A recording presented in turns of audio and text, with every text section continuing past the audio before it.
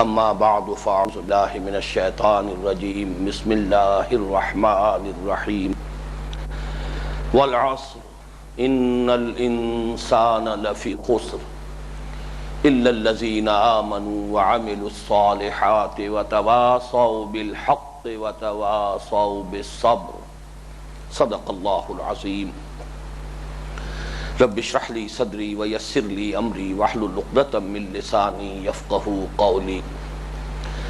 اللہم ربنا الہمنا رشدنا واعذنا من شرور انفسنا اللہم ارنا الحق حقا وارزقنا اتباعہ وارنا الباطل باطلا وارزقنا اجتنابہ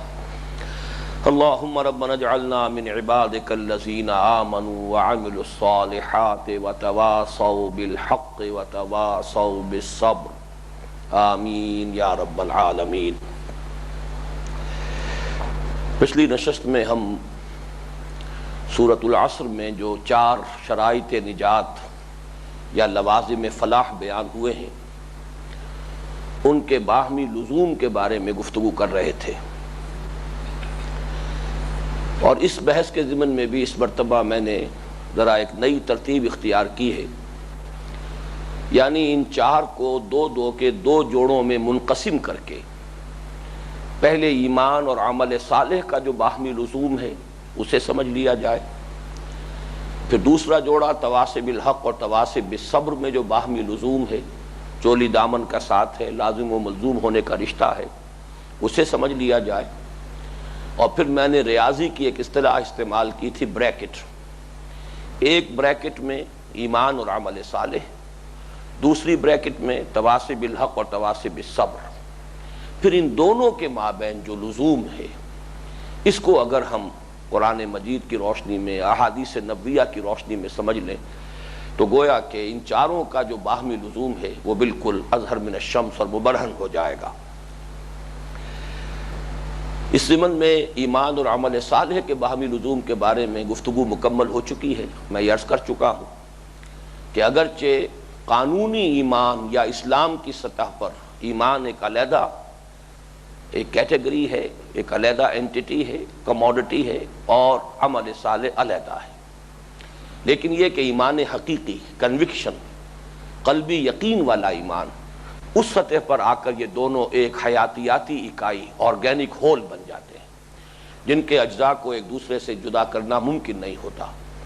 اس ضمن میں متعدد متفق علیہ روایات میں کل پیش کر چکا ہوں جن سے کہ لزوم جو ہے اسٹیبلش ہو جاتا ہے ایمان حقیقی، قلبی یقین والا ایمان اور عمل صالح کے مابین۔ اسی طریقے سے تواصی بالحق اور تواصی بالصبر کا جو آپس میں لزوم ہے اس پر بھی گفتگو ہو چکی ہے۔ اس کے ضمن میں ایک بات کا اضافہ کرنا چاہ رہا ہوں کہ کسی معاشرے میں تواصی بالحق کے خلاف رد عمل نہ ہو اور کوئی تصادم کی نوبت نہ آئے، یہ امکان صرف اس صورت میں پیدا ہو سکتا ہے کہ اس معاشرے میں پہلے ہی سے حق کا بول بالا ہو۔ اگر حق کا بول بالا ہے، حق کا نظام قائم ہے، پہلے سے حق اسٹیبلشڈ ہے، تو ظاہر ہے اس میں اب آپ حق کی وصیت کریں گے تو کوئی فرکشن نہیں، کوئی تصادم نہیں، کوئی مقابلہ نہیں، کوئی ریئیکشن نہیں۔ لیکن یہ کہ جہاں باطل کا نظام ہو، باطل نظریات کا رواج ہو، یا ظالمانہ نظام جو ہے وہ قائم ہو، تو ظاہر بات ہے کہ وہاں آپ حق کی بات کریں گے، تواصی بالحق، تو اس کا رد عمل ہوگا۔ وہ باطل نظام اپنے آپ کو محفوظ رکھنے کی کوشش کرے گا، مراعات یافتہ طبقات لازماً اپنے مفادات کا تحفظ کریں گے، ایک تصادم ناگزیر ہے۔ اس اعتبار سے تواصی بالحق اور تواصی بالصبر یہ لازم و ملزوم ہو جائیں گے۔ مولانا حمید الدین فراہی رحمۃ اللہ علیہ نے ان دونوں کو جمع کیا ہے اور ان کو ان سے لازم قرار دیا ہے۔ ان کی جو تفسیر سورۃ العصر ہے اس میں انہوں نے باقاعدہ ایک فصل قائم کی ہے اس تواصی کی بنا پر خلافت کے نظام کے قیام کا وجوب۔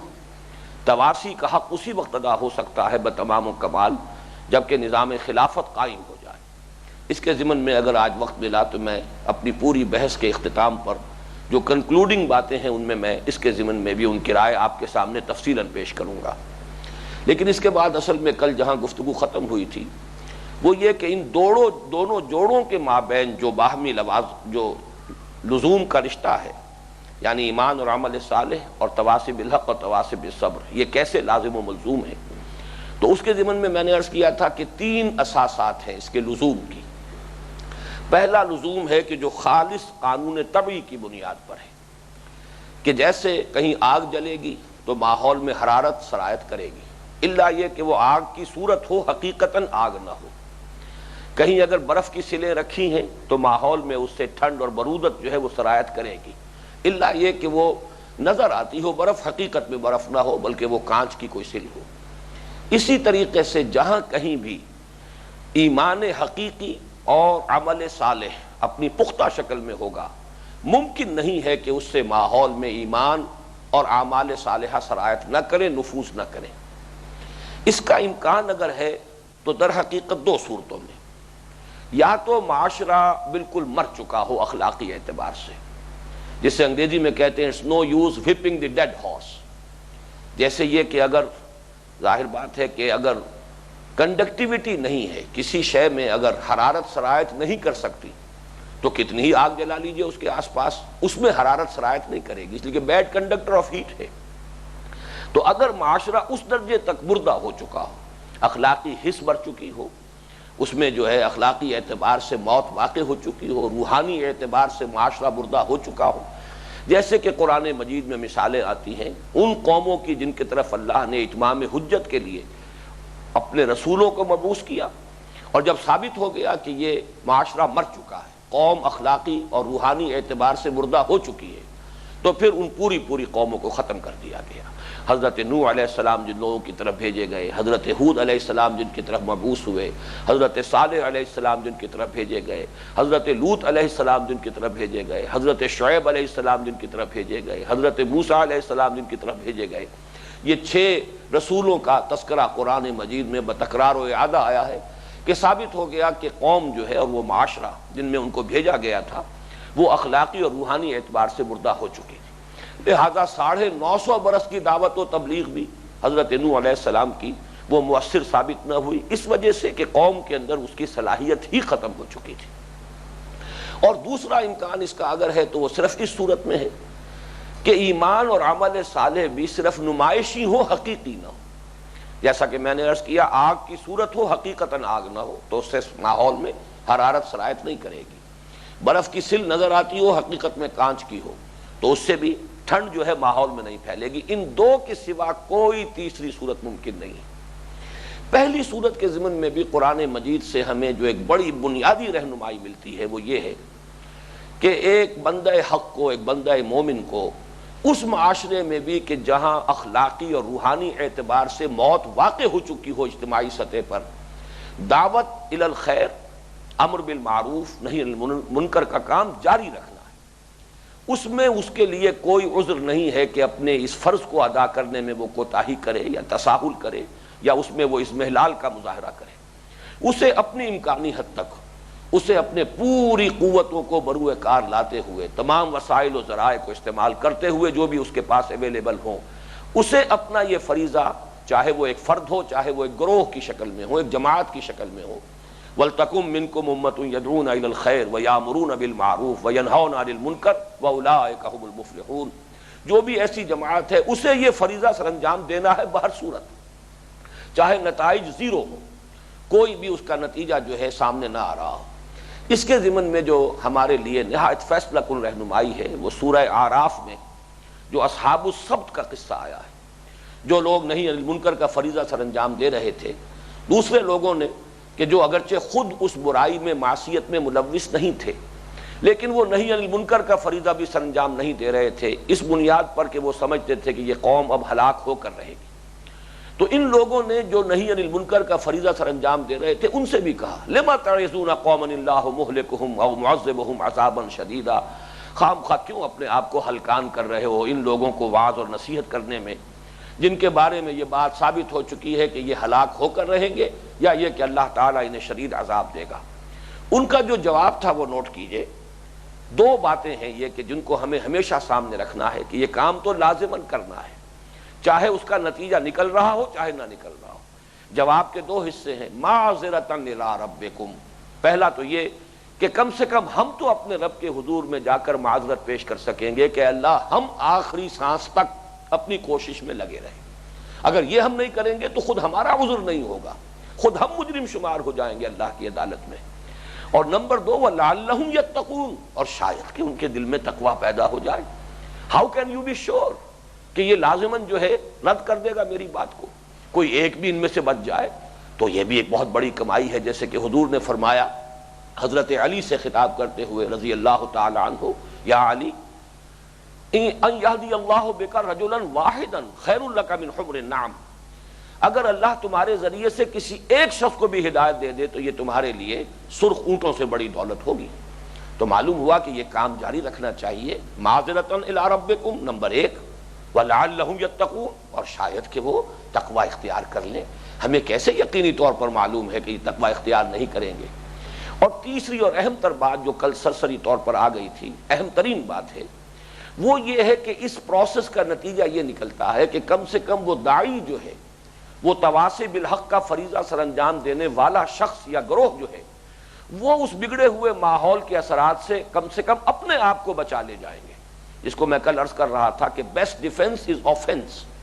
آپ جارحیت اختیار کیجئے. زمانہ باتنا سازت، اب ایک راستہ تو یہ ہے تو با زمانہ بے ساز. تصادم ختم ہو جائے گا، فرکشن ختم ہو جائے گی، آپ کو عافیت حاصل ہو جائے گی. عافیت کوشوں کا طرز عمل تو یہی ہے کہ چلو تم ادھر کو ہوا ہو جدھر کی. لیکن صاحب عظیمت لوگوں کا طرز عمل کیا ہے؟ زمانہ باتنا سازت تو با زمانہ ستیز. تمہارے ساتھ اگر زمانہ موافقت نہیں کر رہا ہے تم زمانے سے لڑو. یہ لڑائی جاری رہنی چاہیے آخری دم تک، اس لیے کہ اس کے نتیجے میں کم سے کم یہ فائدہ یقینی ہے کہ انسان خود بچ جائے گا، اس ماحول سے وہ مغلوب نہیں ہوگا، اس کے برے اثرات سے وہ اپنے آپ کو اور جو بھی اس کے قریب کے لوگ ہیں، جو بھی اس کے آس پاس جمع ہو جائیں گے، کم سے کم ان کو محفوظ رکھنے میں کامیاب ہو جائے گا. تو یہ گویا کہ اس کا حتمی جو فائدہ ہے وہ یہ ہے کہ اس معاشرے کے برے اثرات سے، اس لیے کہ ظاہر بات ہے کہ معاشرے میں ظلم ہے، شرک ہے، الحاد ہے، اور اسی طریقے سے رسومات ہیں، بدعات ہیں. ان سب سے اپنے آپ کو بچانے کی آسان ترین صورت یہ ہے کہ آپ ان کے خلاف مجاہد بن کر کھڑے ہو جائیں، جس کو کہ ایک حدیث میں کہا گیا ہے من جاہدہم بلسانہ فہو مومن ومن جاہدہم بیدہ فہو مومن ومن جاہدہم بقلبہم فہو مومن. یا جیسے کہ وہ مشہور حدیث جو ہے من رأى منکم منکرا فلیغیرہ بیدہ فإن لم يستطع فبلسانہ فإن لم يستطع فبقلبہ وذلک اضعف الایمان. اس کا فائدہ یہ ہے کہ کم سے کم انسان خود اپنے آپ کو بچا لے جائے گا. دوسری بنیاد جو ہے، یہ جو لزوم ہے ایمان اور عمل صالح کی بریکٹ اور تواصی بالحق اور تواصی بالصبر کی بریکٹ، ان دونوں کو جوڑنے والی چیزوں میں دوسری چیز ہے شرافت اور مروت کا تقاضا. شرافت اور مروت کا تقاضا یہ ہے کہ جو شے آپ نے اپنے لیے اچھی سمجھی ہے اور اختیار کی ہے، اختیار کا لفظ بھی خیر سے بنا ہے، خیر اچھی شے، بھلی شے. اختیار کسی خیر کو خود اختیار کر لینا، خود قبول کر لینا، خود اس کو اپنے لیے حاصل کر لینا. اختیار کے لفظی معنی یہ ہے جو خیر بھی آپ نے قبول کیا، اختیار کیا، اپنے لیے حاصل کر لیا، اب شرافت اور مروت کا تقاضا یہ کہ اسے دوسروں تک بھی پہنچائیے. یہ گویا کہ انسان کی ایک اعتبار سے بخل کی نفی، اور اس کے اندر یہ بھی اللہ تعالیٰ کی طرف سے گویا کہ ایک بہت بڑی جو ہے لوگوں کی خدمت ہے، خدمت خلق کا بہت بڑا یہ گویا کہ محاذ ہے کہ اس خیر میں ان کو شریک کیجئے، جسے انگریزی میں آپ کہتے ہیں try to share it with others, تاکہ وہ بھی آپ کی اس بھلائی کے اندر شریک ہو جائیں. یہ شرافت اور مروت کا تقاضا ہے. اگر کسی شخص نے ایمان کو سمجھا ہے کہ بہت بڑی دولت ہے، اسی لیے اسے قبول کیا ہے، یہی اصل حقیقت ہے، یہی ہدایت ہے، تو اب اپنی اس خیر میں وہ اپنے بھائیوں کو، اپنے عزیزوں کو، اپنے اعزاء و اقارب کو، اپنے دوستوں کو، اپنے اہل قبیلہ کو، اپنے اہل خاندان کو، اپنی قوم کے لوگوں کو، اپنے ملک کے لوگوں کو، یہاں تک کہ پوری نوع انسانی کو شریک کرنے کی کوشش کریں. یہ در حقیقت شرافت اور مروت کا تقاضا ہے. اس کے لیے بڑی پیاری حدیث ہے جو اس کتابچے کے اندر موجود ہے، آخر کے ضمیمہ جو ہے اس میں حضور نے فرمایا صلی اللہ علیہ وسلم لا یؤمن احدکم حتی یحب لأخیہ ما یحب لنفسہ. تم میں سے کوئی شخص مومن نہیں ہو سکتا جب تک کہ وہ اپنے بھائی کے لیے بھی وہی شے پسند نہ کرے جو اپنے لیے پسند کرتا ہے. یہ ایمان کا تقاضا ہے. گویا کہ اگر آپ ایسا نہیں کر رہے تو نفی ایمان کی ہو رہی ہے۔ لا یؤمن احدکم حتی یحب لاخیہ ما یحب لنفسہ، تم میں سے کوئی شخص مومن نہیں ہو سکتا جب تک کہ وہ اپنے بھائی کے لیے بھی وہی شے پسند نہ کرے جو اپنے لیے پسند کر رہا ہے، جو اس نے اپنے لیے پسند کی ہے۔ وہ اعمال صالحہ ہیں، وہ زندگی کا رہن سہن کا انداز ہے، جو بھی انسان نے طور اطوار اختیار کیے ہیں، جو اپنی زندگی کے رخ کو سنت کے اتباع کے انداز میں ڈھالا ہے، یہ خیر ہے، بہت بڑا خیر ہے۔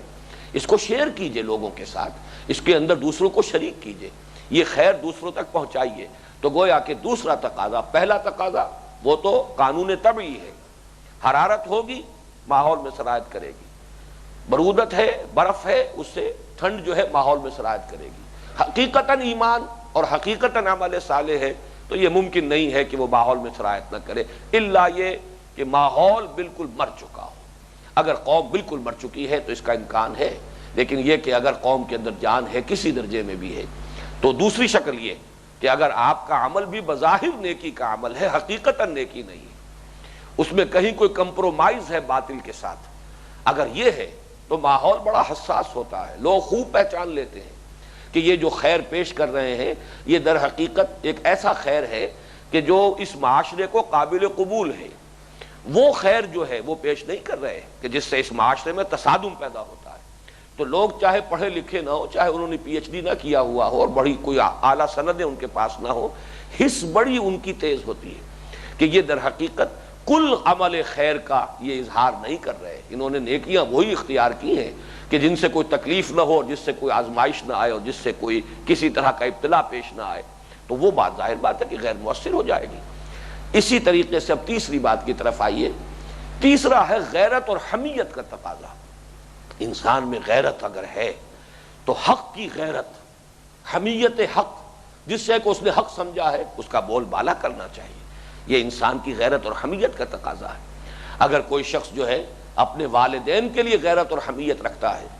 اپنی ماں کے لیے کوئی بری بات سننے کے لیے تیار نہیں ہے، تو ظاہر بات ہے کہ اس کے اندر اس سے کئی گنا، ہزارہا گنا یہ غیرت اور حمیت جو ہے اللہ کے لیے، اللہ کے رسول کے لیے، اللہ کے دین کے لیے، اس حق کے لیے ہونی چاہیے کہ جسے اس نے حق سمجھ کر قبول کیا ہے۔ اگر نہیں ہے تو معلوم ہے بے غیرت انسان ہے، بے حمیت انسان ہے۔ تو غیرت و حمیت کا تقاضا بھی یہ ہے کہ انسان جو خود اپنے لیے ایمان اور عمل صالح کی روش کو اختیار کر چکا ہو، اب اس حق کا بول بالا کرنے کے لیے تن من دھن لگائے۔ اس کے ضمن میں تو بلکہ ایک بڑی ہی لرزا دینے والی حدیث ہے، وہ میں بعد میں عرض کروں گا، جو عدم توازن ان چیزوں میں ہوتا ہے اس کی مثال کے طور پر، لیکن یہ کہ اس کو نوٹ کر لیجئے کہ ان دونوں بریکٹس کو جوڑنے والی چیز یہ تین ہوئی: قانون طبعی، شرافت اور مروت کا تقاضا، لا یؤمن احدکم حتی یحب لاخیہ ما یحب لنفسہ، اور تیسرے غیرت اور حمیت۔ اب آگے چلیے، اس پوری گفتگو کا حاصل کیا ہے؟ یہ جو ہم نے ایمان، عمل صالح، تواصی بالحق اور تواصی بالصبر اور ان کا باہمی لزوم جو ہے وہ سمجھ لیا ہے، حاصل کیا ہے؟ اگر آپ ادھر سے چلیں گے، ایمان اگر حقیقی ہے، عمل لازماً درست ہوگا۔ کسی وقت کوئی کوتاہی ہو جانا یہ بالکل دوسری بات ہے، وقتی اثرات کے تحت آ کر، جسے سورہ نساء میں کہا گیا ہے کہ انما التوبۃ علی اللہ للذین یعملون السوء بجہالۃ ثم یتوبون من قریب۔ اللہ تعالیٰ نے اپنے ذمے لیا ہے، اپنے اوپر واجب قرار دیا ہے ان لوگوں کی توبہ کو قبول کرنا جو کہیں جہالت میں، نادانی میں، جذبات کی رو میں بہہ کر وقتی اثرات کے تحت کوئی غلط حرکت کر بیٹھتے ہیں، پھر جیسے ہی ہوش میں آتے ہیں فوراً توبہ کرتے ہیں۔ تو اللہ تعالیٰ نے فرمایا انما التوبۃ علی اللہ للذین یعملون السوء بجہالۃ ثم یتوبون من قریب۔ اس چیز کو علیحدہ رکھ دیجئے، وقتی اثرات ہو سکتے ہیں، نسیان ہو سکتا ہے، ذہول ہو سکتا ہے، خطا ہو سکتی ہے، وقتی طور پر جذبات کا طوفان آ گیا ہے، ماحول کے اثرات جو ہیں انہوں نے اوور پاور کر لیا ہے انسان کو، بالکل بے بس کر دیا ہے، لیکن یہ ہوں گے جیسے کہ پہاڑی نالوں کے اندر دریاؤں میں سیلاب آتا ہے، ادھر آیا ادھر گیا۔ یہ تو کیفیت جو ہے یہ دائم نہیں ہوتی، اور جیسے ہی وہ ریلا گزر جائے گا سیلاب کا، فوراً انسان توبہ کرے گا۔ لیکن یہ کہ قاعدہ کلیہ یہی ہوگا کہ ایمان اگر حقیقی ہے، قلبی یقین والا ایمان ہے، پرسنل کنوکشن والا ایمان ہے، تو اعمال پر اس کا اثر مترتب ہوگا، اعمال درست ہو جائیں گے۔ اور اگر عمل اپنا پختہ ہے، صحیح ہے، بھرپور ہے، گمبھیر ہے، ہماگیر ہے۔ میں نے یہ تمام الفاظ اس لیے استعمال کیے کہ ہو سکتا ہے کہ عمل کا کوئی ایک شعبہ لے کر آدمی بیٹھا ہوا ہے، صرف عبادات لے کر بیٹھا ہوا ہے، باقی چیزوں کی طرف دھیان نہیں ہے، تو اس سے پھر جو نتیجہ میں برآمد کر رہا ہوں وہ لازمی نہیں ہوگا۔ وہ ہماگیر ہو، جو بھی شریعت کے مختلف تقاضے ہیں، اعمال صالحہ کے مختلف پہلو ہیں، ان سب کے اندر بھرپور اور گمبھیر اور ہماگیر اگر وہ عمل ہے اور وہ پختگی کو پہنچا ہے تو لازماً تواصی بالحق اور تواصی بالصبر کے برگوبار اس پر آ کر رہے گا۔ یہ یوں سمجھیے کہ یہ جیسے کہ ایک بیج یا گٹھلی اگر وہ صحیح ہے اور صحیح زمین میں اگر پڑ گئی ہے، زمین بھی وہ شور زدہ نہیں ہے بلکہ اس زمین کے اندر بھی زرخیزی موجود ہے، صلاحیت موجود ہے، صالح بیج ہے، صالح گٹھلی ہے، صالح زمین ہے، اس کا نتیجہ یہ ہوگا کہ وہ بیج فالق الحب والنوا، اللہ تعالیٰ نے اپنے لیے فرمایا جو گٹھلیوں کو پھاڑنے والا اور جو بیجوں کو پھاڑنے والا ہے، شق کرتا ہے، پھر دو پتیاں نکلتی ہیں، پھر اس سے ایک تنا وجود میں آتا ہے۔ کزرع اخرج شطأہ فآزرہ فاستغلظ فاستوى علی سوقہ، یہ یقیناً پھر ایک درخت بنے گا اور اس درخت میں برگ و بار آئیں گے۔ اگر دو شرطیں پوری ہیں، بیج یا گٹھلی بھی صالح ہے، مریض نہیں ہے، اسی طریقے سے زمین بھی صالح ہے، زرخیز ہے، اسی طریقے سے انسانی شخصیت اگر وہ فطرت کی صلاحیت پر برقرار ہے، پرورٹڈ نہیں ہے، اور اس میں ایمان کا بیج پڑا ہے، تو اس کے نتیجے میں لازماً عمل صالح، تواصی بالحق، تواصی بالصبر کے برگ و بار آئیں گے۔ بلکہ میں یہاں اس کو ایک اس تمثیل کے حوالے سے واضح کرنا چاہتا ہوں جو حضور نے اختیار فرمائی صلی اللہ علیہ وسلم۔ یہ ایک بڑی طویل حدیث میں سے میں صرف ایک جملہ حضور کا آپ کو سنا رہا ہوں۔ یہ حضرت معاذ بن جبل رضی اللہ تعالیٰ عنہ سے مروی ہے یہ روایت، اور مسند احمد میں بھی ہے، سنن ابن ماجہ میں بھی ہے، جامع ترمذی میں بھی ہے، سنن نسائی میں بھی ہے رحمہم اللہ۔ اور حضرت معاذ بن جبل انصاری صحابی ہیں رضی اللہ تعالیٰ عنہ، بڑا اونچا ان کا مقام ہے۔ عالمہم بالحلال والحرام معاذ بن جبل، حضور نے فرمایا ہے کہ حلال اور حرام سے سب سے زیادہ واقفیت رکھنے والا، احکام شریعت کا گویا کہ سب سے زیادہ ماہر جو ہے وہ میرے صحابہ میں سے یہ معاذ ہے۔ ان کی بڑی طویل حدیث ہے، وہ ہمارے منتخب نصاب میں شامل ہے، انشاءاللہ کسی مرحلے پر وہ پوری حدیث بھی ہم پڑھیں گے۔ اس وقت یہ ہے کہ حضور نے حضرت معاذ کو بتایا ہے کہ یہ جو ہمارا دین ہے، حاضل امر کا لفظ استعمال کیا، ہمارا یہ معاملہ، یہ ہمارا دین، ہمارا معاملہ، اس کے مختلف جو اجزاء ہیں ان کو واضح کیا تین الفاظ سے۔ راس و حاضل امر، ہمارے اس دین کا یا ہمارے اس معاملے کی جڑ کیا ہے، اور قوام و حاضل امر، اس کا تنا کیا ہے، وذروۃ السنام منہ، اور اس کی چوٹی کیا ہے۔ جیسے درخت کی میں نے ابھی مثال دی، درخت کی ایک جڑ ہے، ایک تنا ہے، پھر اس کے اوپر شاخیں ہیں، پتے ہیں، پھل یا پھول جو بھی آئیں گے وہ ان شاخوں اور پتوں پر آئیں گے، نہ جڑ میں لگیں گے نہ تنے میں لگیں گے، برگ و بار جنہیں ہم کہتے ہیں۔ تو جڑ اور تنا اور برگ و بار، یہی تین الفاظ استعمال کیے حضور نے۔ اور اب وہ حضور صلی اللہ علیہ وسلم کا جملہ مبارکہ سنیے، ان رأس هذا الامر ان تشهد ان لا الہ الا اللہ وحدہ لا شریک لہ وان محمدا عبدہ ورسولہ۔ ہمارے اس دین، ہمارے اس معاملے کی جڑ، اس کی بنیاد تو یہ ہے کہ تم گواہی دو کہ اللہ کے سوا کوئی معبود نہیں، وہ تنہا ہے، اس کے ساتھ کوئی شریک نہیں، اور یہ کہ محمد صلی اللہ علیہ وسلم اللہ کے بندے اور رسول ہیں۔ وَأَنَّ قَوَامَ هَذَا الْأَمْرِ اِقَامُ الصَّلَاةِ وَإِيتَاءُ الزَّكَاةِ، اور ہمارے اس امر کا، ہمارے اس دین کا، ہمارے اس معاملے کا تنا، قوام، جس پر کوئی چیز کھڑی ہوتی ہے، اس کا ستون کہہ لیجئے، عمارت کے لیے ستون قوام ہے، درخت کے لیے تنا جو ہے وہ قوام ہے۔ وَأَنَّ قَوَامَ هَذَا الْأَمْرِ اِقَامُ الصَّلَاةِ وَإِيتَاءُ الزَّكَاةِ، نماز کا قائم کرنا اور زکوٰۃ کا ادا کرنا۔ یہ گویا کہ عمل صالح میں سے جو دو اہم ترین ہیں، جو گویا کہ بہت بنیادی ہیں، ان کا ذکر کیا گیا۔ اب تیسرا حصہ ہے وَأَنَّ ذَرْوَةَ السَّنَامِ مِنْهُ الْجِهَادُ فِي سَبِيلِ اللَّهِ، اور جو اس کی چوٹی ہے وہ جہاد فی سبیل اللہ ہے۔ جہاد فی سبیل اللہ در حقیقت جامع ہے تواصی بالحق، تواصی بالصبر کا، حق کی دعوت، حق کی تبلیغ، حق کی اشاعت، حق کے بول بالا کرنے کی جد و جہد، پھر اس میں جو بھی رد عمل ہو، جو مخالفت ہو، جو تکالیف آئیں، جو ابتلائیں ہوں، جو بھی آزمائشیں آئیں، جن بھٹیوں میں سے گزرنا پڑے، انسان تن من دھن اس کام کے لیے لگانے کے لیے اور جان کی بازی کھیلنے کے لیے تیار رہے۔ یہی جہاد فی سبیل اللہ ہے، بے اموالکم و انفسکم، اس جہاد میں اپنے مال بھی خرچ ہوتے ہیں، اپنی جانیں بھی صرف ہوتی ہیں۔ تو یہ ہے در حقیقت ان میں لزوم کا معاملہ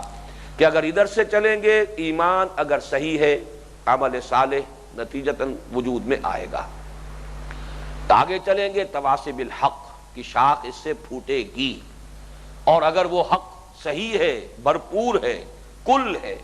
تو اس کا رد عمل ایک غلط معاشرے میں، الا یہ کہ حق کا بول بالا ہے معاشرے میں، پہلے ہی حق کا غلبہ ہے، تو ظاہر بات ہے کوئی تصادم نہیں ہوگا. لیکن اگر باطل کا غلبہ ہے تو تصادم ہوگا، اور پھر وہ تواصی بالصبر کا مرحلہ آ کر رہے گا. اب اسی کو آپ لیجئے، یہی چیز کو کانورسلی لیجئے، یہ ذرا اب تلخ بات بن جائے گی، لیکن یہ کہ میں چاہتا ہوں کہ اس کو بھی اچھی طریقے سے ذہن نشین کر لیا جائے.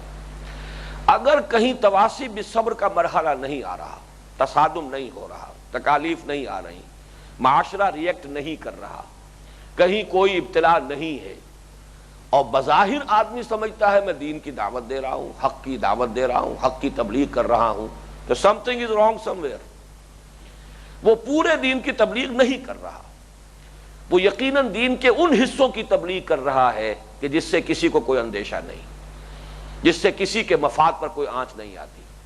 کوئی نہ کوئی جنٹلمین ایگریمنٹ ہے، کوئی نہ کوئی باطنی درپردہ مفاہمت اور مصالحت ہے اس باطل کے نظام کے ساتھ، ورنہ کیسے ممکن ہے کہ حق کی دعوت ہو اور نظام باطل جو ہے اس کا راستہ روکنے کے لیے میدان میں نہ آئے. انہونی بات ہے، امپاسبل، ناممکن.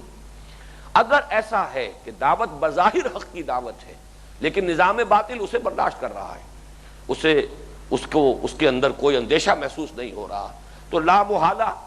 یا تو یہ ہے کہ کوئی درپردہ مفاہمت شعوری یا غیر شعوری، یا یہ ہے کہ دین کے صرف ان اجزاء کی تبلیغ کی جا رہی ہے کہ جن سے کسی کے مفاد پر کوئی آنچ نہیں آتی. نماز پڑھنے کی آپ دعوت اور تبلیغ دیتے کرتے رہیے، ظاہر بات ہے نہ سرمایہ داروں کو کوئی اندیشہ ہے، نہ جاگیرداروں کو کوئی اندیشہ ہے، نہ جن کے تاج و تخت جو ہیں، جن کے ایوان سجے ہوئے انہیں کوئی اندیشہ ہے. پڑھو نماز، روزہ رکھنے کی تلقین کرتے رہیے، کسی کو کیا اندیشہ ہے. انگریز کو بھی اس میں کوئی اندیشہ محسوس نہیں ہوا، انگریزوں کی چھاونیوں میں کھڑے ہو کر اذانیں دی گئی ہیں، نمازیں پڑھی گئی ہیں، جمعہ اور جماعت ہوتا رہا ہے، اللہ اکبر کے نعرے لگتے رہے. انگریز کو بھی معلوم تھا، دے ڈونٹ مین اٹ، یہ ان کا مفہوم ہے ہی نہیں کہ اللہ واقعی سب سے بڑا ہے، یہ تو ایک مذہبی عقیدہ ہے، اس عقیدے کی حیثیت سے اس کو بیان کر رہے ہیں. ورنہ اگر کوئی شخص سمجھ کر کہے اللہ اکبر تو نفی ہو رہی ہے. انگریز بڑا نہیں ہے، انگریز کا قانون بڑا نہیں ہے، اللہ بڑا ہے، اللہ کا قانون بالا تر ہے. یہ تو کلمہ بغاوت ہے، پھر محض ایک اللہ اکبر کا کلمہ کلمہ بغاوت ہے، بشرطے کہ اس کو جو بھی کہہ رہا ہے وہ سمجھ کر کہہ رہا ہو. لیکن جب معلوم ہو کہ نہیں یہ مفہوم نہیں ہے، یہ صرف ایک رسم ہے، رہ گئی رسم اذاں روح بلالی نہ رہی، فلسفہ رہ گیا تلقین غزالی نہ رہی، تو رسم سے کوئی اندیشے کی کوئی ضرورت نہیں. تو سمجھ لیجئے کہ اگر نظام باطل ہے اور وہ برداشت کر رہا ہے کسی دعوت کو، چاہے اس دعوت کے داعی کتنے ہی اپنے زوم کے مطابق بزوم خیش وہ سمجھتے ہو کہ ہم حق پیش کر رہے ہیں، تو یقیناً وہ نمائشی حق ہے، وہ کوئی رسمی سا حق ہے، وہ کوئی جزوی سا حق ہے، کوئی نہ کوئی درپردہ مصالحت موجود ہے. اور پیچھے آئیے، اگر دعوت کا مرحلہ آ ہی نہیں رہا، اگر صرف اپنی انفرادی نیکی تک انسان محدود ہے، تو اس کا بھی منطقی نتیجہ یہ ہے کہ اس کا اپنا عمل صالح بھی ہماگیر نہیں ہے، یہ بھی کوئی محدود ہے، اس کے اندر بھی کہیں نہ کہیں کوئی گھن جو ہے اندر سے اسے کھائے ہوئے ہے. یہ صورت ضرور ہے عمل صالح کی، جیسے کہ آپ کو معلوم ہے کوئی چوکھٹ لکڑی کی بڑی ہی بہت ہی موٹی چوکھٹ اندر سے گھن کھا جاتی ہے، لیکن یہ کہ اوپر ایک ونیئر برقرار رہتا ہے. گھن جو ہے کتنا سا حقیر سا وہ کیڑا سا ہے، اسے بھی اتنی سمجھ اللہ نے دی ہے کہ وہ اندر سے پوری لکڑی کو کھا جاتا ہے، لیکن یہ کہ اوپر ایک چپٹی جو ہے کہہ لیجئے یا ونیئر جو ہے وہ برقرار، اس لیے کہ اگر یہ ختم ہو گیا تو نظر آ جائے گا کہ اندر کیا ہو رہا ہے. وہ ونیئر ہے، صرف حقیقت نہیں. عمل صالح کا صرف کچھ مظاہر ہے، حقیقت نہیں. اور اگر عمل درست نہیں ہو رہا، آئیے ریورس میں ہم چل رہے ہیں، اگر تواصی بالحق کا مرحلہ نہیں آیا ہے تو حقیقتاً دعوت حق کی نہیں ہے، کل حق کی نہیں ہے. اگر دعوت حق کا مرحلہ نہیں آ رہا ہے تو اپنی نیکی بھی در حقیقت ظاہری نیکی ہے. ہمارا جو اگلا درس ہے وہ ہے ہی نیکی کی حقیقت. لیس البر ان تولوا وجوہکم قبل المشرق والمغرب، وہ نیکی کی اصل حقیقت کیا ہے وہ اس دوسرے درس میں سامنے آئے گی. تو بظاہر نیکی حقیقتاً نیکی نہیں ہے، ظاہری نیکی ہے. یہ در حقیقت اپنے باطن کے اعتبار سے نیکی نہیں ہے، روح سے خالی ہے، ایک جسد ہے، ایک صرف ظاہری صورت ہے. اور اگر یہ بھی نہیں ہے، نیکی نہیں ہے، تو پھر ایمان نہیں، جس میں کہ میں نے بارہا آپ کو وہ جیسے کل بھی میں نے عرض کیا تھا کہ حضور کی وہ حدیث لا ایمان لمن لا امانۃ لہ، کوئی ایمان نہیں ہے اس شخص کا جس کے اندر امانت داری کا وصف نہیں۔ معلوم ہوا کہ ایک عمل سے نفی ہو رہی ہے ایمان کی۔ لا یؤمنو واللہ لا یؤمنو واللہ لا یؤمنو واللہ لا یؤمنو قیل من یا رسول اللہ قال الذی لا یأمن جارہ بوائقہ، متفق علیہ، بخاری اور مسلم دونوں کی روایت ہے۔ خدا کی قسم وہ شخص مومن نہیں، خدا کی قسم وہ شخص مومن نہیں، خدا کی قسم وہ شخص مومن نہیں۔ پوچھا گیا حضور کون؟ فرمایا وہ شخص الذی لا یامن جارہ بوائقہ، جس شخص کا کہ پڑوسی اس کی ایذا رسانی کی وجہ سے چین میں نہیں، جس کو آپ کہیں گے زیادہ سے زیادہ ایک بد اخلاقی ہے، کج خلقی ہے، یہ کوئی کبیرہ گناہ نہیں ہے جو ہمارے ہاں فہرست ہے کبیرہ گناہوں کی، اس کے اندر شاید اس کا کہیں وجود ہی نہ ہو، لیکن یہ کہ اس سے نفی مطلق 3 مرتبہ اللہ کی قسم کھا کر نفی مطلق فرما رہے ہوں، وہ بات نوٹ کر لیجئے کہ اس کے معنی یہ نہیں کہ وہ شخص کافر ہو گیا، وہ فرق رکھیے، وہ ایمان، وہ قانونی ایمان یہ بالکل علیحدہ شے ہے، اس کا تعلق جو ہے دنیا میں کسی کے مسلمان شمار ہونے سے، گناہ کبیرہ پر بھی کوئی شخص جو ہے کافر نہیں ہوتا، اور یہ امام اعظم امام ابو حنیفہ رحمۃ اللہ علیہ کا موقف 100% درست ہے۔ لیکن وہ قانونی ایمان ہے جس کی بنیاد پر دنیا میں ہم کسی کو مسلم یا مومن سمجھتے ہیں، وہ حقیقی ایمان جس کی بنیاد پر آخرت میں اللہ تعالیٰ کسی کو مومن تسلیم کرے گا، وہ شے دیگر ہے، وہ تصدیق بالقلب والا ایمان ہے، وہ یقین قلبی والا ایمان ہے، اس کی نفی کی جا رہی ہے۔ تیسری بات، اور یہ بہت اہم ہے، اسی کو میں کنکلوڈ کر رہا ہوں جو ہم نے تیسری آیت کے ضمن میں الا الذین آمنوا وعملوا الصالحات وتواصوا بالحق وتواصوا بالصبر، اس کی جو بھی ہم نے اس کے بارے میں کچھ گہرائی میں جا کر غور و فکر کرنے کی کوشش کی ہے، اس کے ضمن میں جو میں حاصل کلام جو میں اس وقت بیان کر رہا ہوں، ادھر سے چلیں گے ایمان حقیقی ہے، عمل درست ہوگا، عمل اپنا صحیح ہوگا، تواصی بالحق کا نتیجہ ضرور وجود میں آئے گا۔ تواصی اگر واقعتاً حق کی ہو رہی ہو، پورے حق کی ہو رہی ہو، تو تصادم ہوگا اور صبر کے مراحل آ کر رہے ہیں۔ صبر کا مرحلہ نہیں آ رہا ہے تو دعوت بظاہر حق کی ہے لیکن کل حق کی نہیں ہے، کوئی در پردہ مفاہمت ہے، یا حق کے ایسے جز کی دعوت دی جا رہی ہے کہ جس سے دوسروں کو کوئی اندیشہ محسوس نہیں ہو رہا، باطل کو کوئی خطرہ محسوس نہیں ہو رہا۔ یہ نہیں ہے تو گویا کہ اپنا عمل بھی درست نہیں ہے، تواصی بالحق بھی نہیں ہے تو گویا کہ اپنا عمل بھی صحیح نہیں، ظاہری نیکی ہے، حقیقی نیکی نہیں، اور اگر یہ عمل صالح نہیں ہے تو پھر ایمان بھی نہیں، حقیقی ایمان نہیں۔ تیسری بات جیسا کہ میں نے عرض کیا وہ یہ ہے کہ ان میں توازن کی ضرورت ہے، جیسا کہ میں نے گزشتہ نشست میں عرض کیا تھا کہ وہ گراف کا جو معاملہ ہوتا ہے، ایک ہاریزونٹل لائن ہے، ایک ورٹیکل لائن ہے، ایک افقی جو ہے خط ہے اور ایک عمودی خط ہے۔ جو افقی ہے، جو ہاریزونٹل ہے، اس میں ایمان، عمل صالح، تواصی بالحق، تواصی بالصبر، اور جو ورٹیکل ہے، عمودی ہے، اب اس میں مقدار اور کوانٹٹی آئے گی۔ ایمان اگر تھوڑا ہے اسی درجے میں، لیکن ہے قلبی یقین والا، اس کے اندر تصدیق بالقلب کا عنصر موجود ہے، کوانٹیٹیٹیولی کم ہے، گہرائی کم ہے تصدیق بالقلب کے درجے میں موجود، تو اسی درجے میں عمل بھی درست ہو جائے گا، اسی درجے میں تواصی بالحق بھی ہوگا، اسی کی مناسبت سے تواصی بالصبر بھی ہو جائے گا۔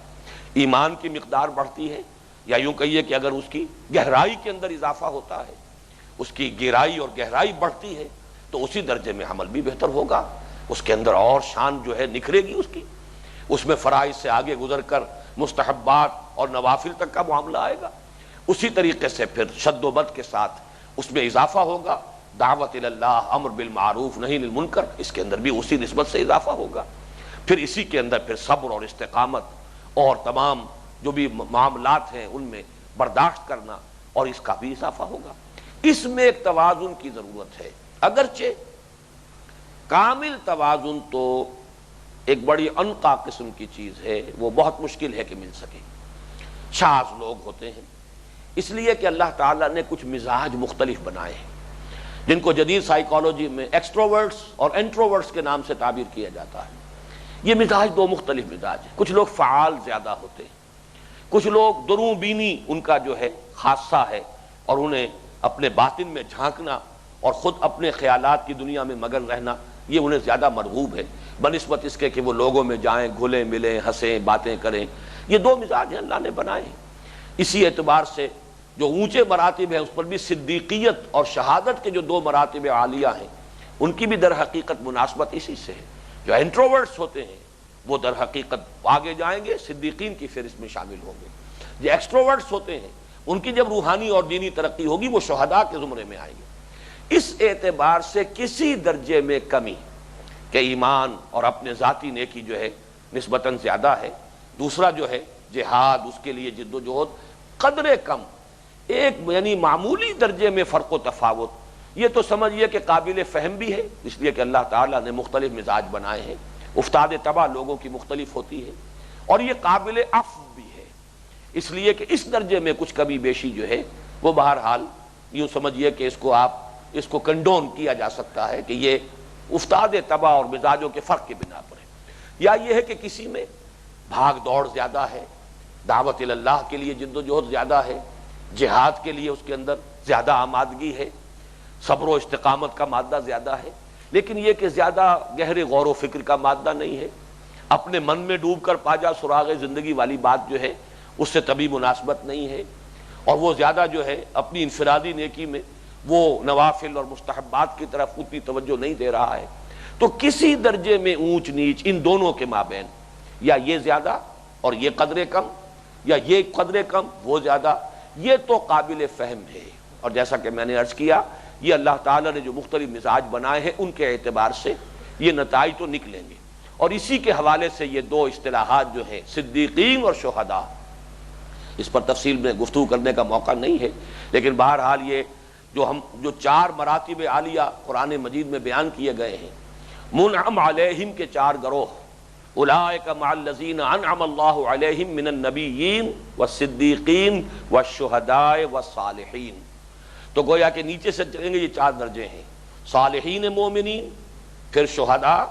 ان سے بلندتر صدیقین، اس سے بلندتر انبیاء۔ ظاہر بات ہے نبوت کا دروازہ اب بند ہے، پہلے بھی وہ کوئی اکتسابی شے نہیں تھی، وہ بھی تھی خالص، اللہ جس کو چاہتا تھا دیتا تھا، وہ انسان کی اپنی محنت سے کوشش سے حاصل ہونے والا مرتبہ نہیں تھا، اب مستقلاً وہ دروازہ بند ہی ہے۔ تو اب گویا کہ عام صالحین مومنین اس سے اوپر جو اٹھیں گے وہ شہداء اور صدیقین ہوں گے۔ شہداء کی زیادہ مناسبت ایکسٹروورٹ سے ہے، فعال لوگ، اور صدیقین کی زیادہ مناسبت انٹروورٹ سے، غور و فکر اور سوچ بچار کے عادی لوگ۔ یہ گویا کہ مختلف مزاج ہیں جو اللہ نے بنائے ہیں، اور یہ براڈ ایک تقسیم ہے، کیٹیگرائزیشن ہے، لیکن اگر اس سے زیادہ پیتھولوجیکل اور کوئی یعنی یوں سمجھیے کہ مریضانہ قسم کا عدم توازن ہے تو اس کی صرف دو مثالیں میں اس وقت دوں گا۔ ایک مثال ہے اس حدیث کے حوالے سے جو میں نے عرض کیا تھا کہ میں بعد میں آپ کو لرزا دینے والی حدیث، جو کہ امام بیہقی لائے ہیں رحمہ اللہ، وہ روایت کرنے والے امام بیہقی ہیں، لیکن اس کو مولانا اشرف علی تھانوی رحمۃ اللہ علیہ نے خطبات الاحکام جو کتاب مرتب کی ہے خطبات جمعہ کی، ان میں اس حدیث کو انہوں نے کوٹ کیا ہے۔ اور میری زندگی کا یہ ایک واقعہ ہے کہ کرشن نگر میں مقیم تھا جو اب اسلام پورہ کہلاتا ہے، وہاں ایک خطیب تھے مولانا تھانوی رحمۃ اللہ علیہ کے خلفاء میں سے تھے، ہیرن روڈ کی مسجد اب بھی وہ اسی نام سے ہے، وہ ہر جمعے میں یہ حدیث پڑھتے تھے، اور میں کانپ جاتا تھا، اور میں سوچتا تھا کہ جو لوگ سن رہے ہیں انہیں کچھ پتہ نہیں کہ کیا حدیث انہوں نے سنی ہے، کس قدر لرزا دینے والی حدیث ہے، اس لیے کہ ترجمہ انہوں نے کبھی کیا نہیں، وہ صرف جب خطبہ عربی کا پڑھتے تھے تب یہ حدیث ہر جمعے میں پڑھتے تھے، اور حدیث اس درجے لرزا دینے والی ہے کہ حضور ارشاد فرماتے ہیں اوحى اللہ عز وجل الى جبرائیل علیہ الصلوۃ والسلام ان اقلب مدینۃ کذا وکذا باہلھا، اللہ نے وحی کے ذریعے سے حکم دیا جبرائیل کو علیہ الصلوۃ والسلام کہ فلاں فلاں بستیوں کو الٹ دو، تلپٹ کر دو، عذاب استیصال، وہ عذاب کے جو ان قوموں پر آیا ہے جن کی طرف اللہ نے رسول مبعوث کر کے اور حجت قائم کی کہ پوری پوری بستیاں الٹ دی گئی، تو اس فرمایا کہ ان بستیوں کو الٹ دو۔ قال فقال، حضور نے مزید ارشاد فرمایا کہ اس پر حضرت جبرائیل نے عرض کیا بارگاہ خداوندی میں ان فیہا عبدک فلانا لم یعصک طرفۃ عین، اے اللہ اس بستی کو الٹ دوں جبکہ اس میں تیرا فلاں بندہ بھی ہے جس نے کبھی پلک جھپکنے جتنی دیر بھی معصیت میں بسر نہیں کی ہے۔ طرفۃ عین کہتے ہیں نگاہ کا ادھر سے ادھر ہو جانا، یہ تو عربی کا محاورہ ہے، اردو میں ہم کہتے ہیں پلک جھپکنے کی دیر، پلک جھپکنے جتنی دیر بھی یا نگاہ کا ادھر سے ادھر ہو جانے میں جو وقت لگتا ہے، اتنا وقت بھی کبھی معصیت میں بسر نہیں کیا۔ ذرا اندازہ کیجئے، گواہی دینے والے حضرت جبرائیل ہیں، یہ کوئی کرائے کے وکیل یا کوئی جھوٹا گواہ نہیں ہے، معاذ اللہ۔ عدالت اللہ کی ہے، جہاں ابو جہل بھی کھڑا ہو کر جھوٹ نہیں بول سکے گا۔ وقال صوابا، جو کہے گا بات صحیح صحیح کہے گا۔ اور وہ گواہی کیا دے رہے ہیں کہ اتنا نیک انسان، اتنا نیک انسان، اتنا نیک انسان کہ پلک جھپکنے جتنی مدت بھی کبھی معصیت میں بسر نہیں ہوئی۔ اب آپ اندازہ کیجئے کہ وہ جو پہلی بریکٹ ہے ایمان اور عمل صالح کی، وہ کس درجے مکمل ہے۔ ظاہر بات ہے اتنی پاک زندگی، گناہ سے اتنی بالکل مبرہ زندگی، جب تک ایمان نہ ہو اللہ پر، آخرت پر، کتاب پر، نبوت پر، رسالت پر، یہ کیسے وجود میں آئے گی؟ معلوم ہوا کہ ایمان اور عمل صالح کا گراف تو اس بلندی پر ہے، لیکن اللہ تعالیٰ کا جواب ہے جو اب حضرت جبرائیل کو اللہ تعالیٰ نے دوبارہ حکم دیا، قال فقال، حضور نے مزید ارشاد فرمایا کہ اس پر اللہ تعالیٰ نے حکم دیا، اقلبها علیہ وعلیہم، الٹ دو اس بستی کو، پہلے اس شخص پر پھر دوسروں پر۔ کیوں؟ فإن وجہہ لم یتمعر فی ساعۃ قط، اس لیے کہ یہ شخص اتنا بے غیرت ہے کہ اس کا چہرے کا رنگ بھی کبھی متغیر نہیں ہوا میری وجہ سے۔ میرے احکام توڑے جاتے رہے، منکرات پھیلتے رہے، میری ہدایت کا مذاق اڑتا رہا، یہ لگا رہا اپنی نیکی میں، اپنے نوافل میں۔ یہ اس درجے بے غیرت انسان، ماں کی گالی کسی کو دی جائے، کمزور سے کمزور انسان بھی ہوگا اگر کچھ نہ کر سکے، فرض کیجئے کہ وہ ہے کہ قہر درویش بڑھ جانے درویش کچھ نہیں کر سکتا، کم سے کم پورے جسم کا خون تو ایک مرتبہ چہرے میں آ جائے گا، کم سے کم کھڑا کھڑا اپنی جگہ کانپے گا تو صحیح، کر کچھ نہ کر سکے گا۔ لیکن یہ کہ اگر کسی کی بے غیرتی کا یہ عالم ہو، مست رکھو ذکر و فکر صبح گاہی میں اسے، پختہ تر کر دو مزاج خانقاہی میں اسے، ماحول میں جو ہوتا ہو ہوتا رہے،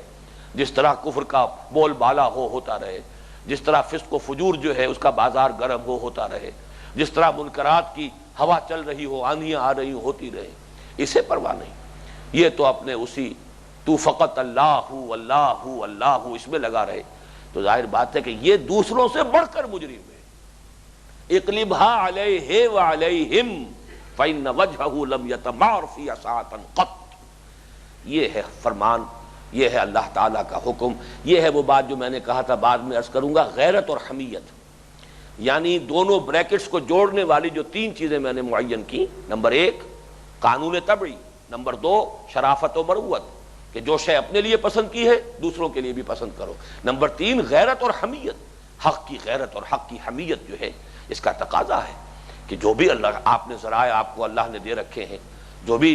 اگر وہ شعر مجھے یاد آ رہا اقبال کا، اگر یک قطرہ خون داری، اگر مشتے پرے داری، بیا بامن تو آموزم طریق شاہ بازی را، اگر خون کا ایک قطرہ بھی جسم میں ہے، اگر ایک مٹھی بھر پر اگر ہے موجود، تو آؤ میں تمہیں شاہ بازی کے طریقے سکھاؤں۔ تو اگر کچھ بھی اللہ نے دیا ہے اسی کو لے کر آ جاؤ میدان میں، باطل کے خلاف اگر پنجہ آزمائی کے لیے میدان میں نہیں آتے، اس کا مطلب یہ کہ تم دوسروں سے بڑھ کر مجرم ہو، دوسرے غافل ہیں، تم عارف ہو، سب کچھ سمجھ رہے ہو، تم پر حقیقتیں منکشف ہیں،